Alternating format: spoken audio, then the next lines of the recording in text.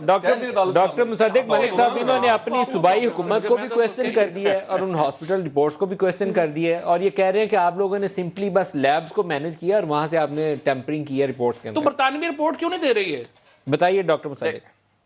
دیکھیں ملک صاحب، دیکھیں بات یہ ہے کہ اصل میں یہ الزام لگا رہے ہیں عمران خان پہ۔ عمران خان کو مستعفی ہو جانا چاہیے۔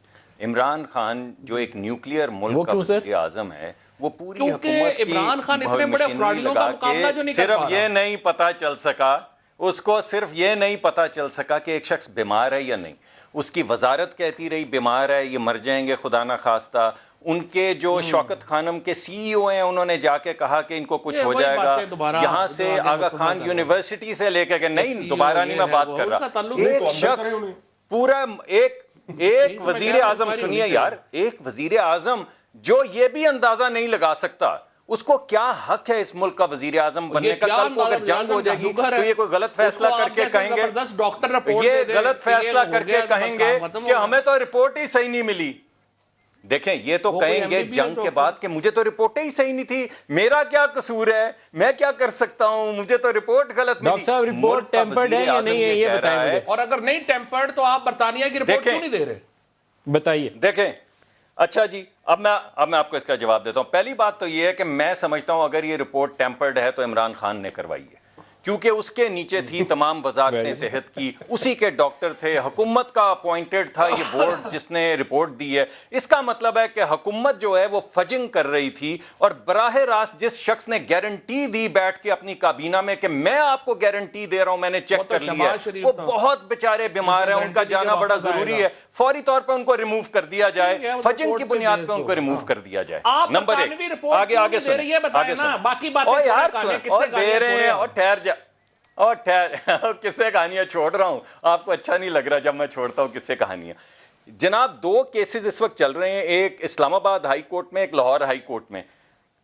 4 دسمبر کو رپورٹیں جمع کروائی گئی ہیں جو پروفیسر ڈیوڈ لارنس کی تھیں، یہ نوٹرائز کروائی گئی ہیں وہاں سے، لندن سے نوٹرائز کے بغیر ان کی جو فورن منسٹری ہے۔ آپ رپورٹ ہمیں آگے سنیں نا یار، بات تو سنیں یار، اور جنگ، اور یار اچھا شور نہ ڈالیں، ٹویٹر سے دیکھی ہیں۔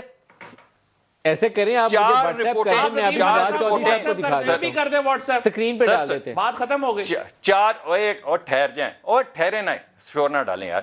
4 رپورٹیں اسلام آباد ہائی کورٹ کے اندر جمع ہوئی ہیں، اور اس کی رسید ہے، آپ کے اندر عمران خان لاہور ہائی کورٹ میں جمع ہوئی ہیں، اور رسید ہے۔ نہیں یار، نہیں یار، اچھا آپ ندیم ملک صاحب کو بھیجیں قصے کہانیاں نہ دیں، آپ ندیم ملک صاحب کو ابھی آپ بریک لے لیں۔ نہیں قصے کہانیاں آپ مجھے یہ بتائیں، بریک نہ لیں، بریک نہ لیں، یہ بھاگ جائیں گے ملک صاحب، ملک صاحب یہ بھاگ جائیں گے، اس کو بھاگنے نہ دینا، بریک نہ لیں کسی کو جی۔